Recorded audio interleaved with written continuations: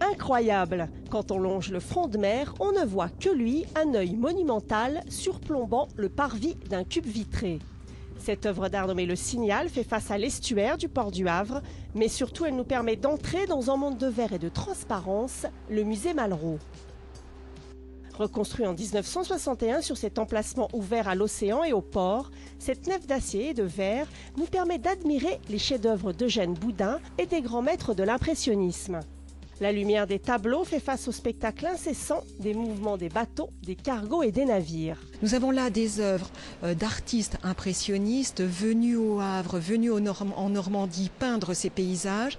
Et ces paysages peints, ils dialoguent de manière permanente avec la lumière qui les baigne, puisque ce musée est entièrement vitré, et qu'ils sont aussi en dialogue permanent avec le paysage qui nous entoure. Ce musée est non seulement entièrement vitré, mais il est aussi totalement flexible et adaptable. Peinture, cinéma, musique, théâtre, danse, tous ont droit de citer. Et s'il y a bien un artiste que la lumière illumine, c'est Othon Friese. Ce peintre originaire du Havre, considéré comme l'un des pionniers de la peinture moderne, compagnon de Matisse, Georges Braque ou Raoul Dufy, est actuellement sous le feu des projecteurs avec une rétrospective de 160 de ses œuvres.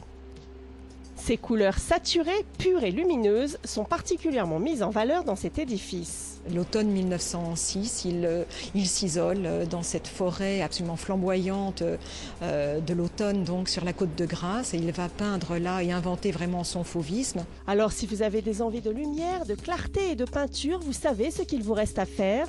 L'exposition Othon Friese, le fauve baroque, est quant à elle à découvrir jusqu'au 27 janvier.